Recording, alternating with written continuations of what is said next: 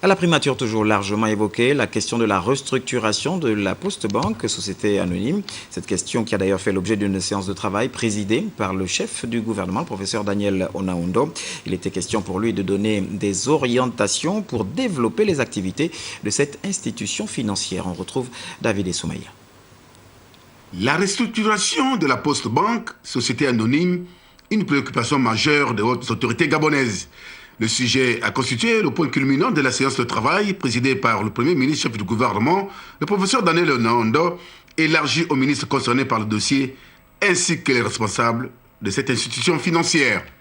Il a été question au cours de ce tour de table pour le président directeur général de la Poste-Banque de faire un rapport d'étape sur la restructuration de l'entité, de décliner les préconisations mises en œuvre pour soulager les déposants avec au finish ramener les activités à la normale. Lors de ces travaux, le Premier ministre a donné également des orientations pour que les déposants, surtout les déposants d'une certaine tranche, soient traités le plus rapidement possible. Et ceci rentre dans le cadre de la déclaration faite par le gouvernement au mois d'octobre de garantir les dépôts à la Poste-Banque. Cette garantie est effective, est réelle.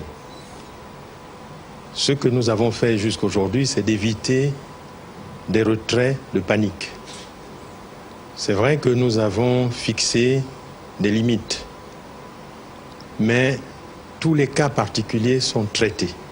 Au regard du rôle combien important que joue la structure dans l'essor économique de notre pays, le chef du gouvernement a donné des orientations pour développer les activités de la Poste-Banque. C'est de faire en sorte que les petits déposants soient servis et que progressivement nous levions un peu les limites fixées.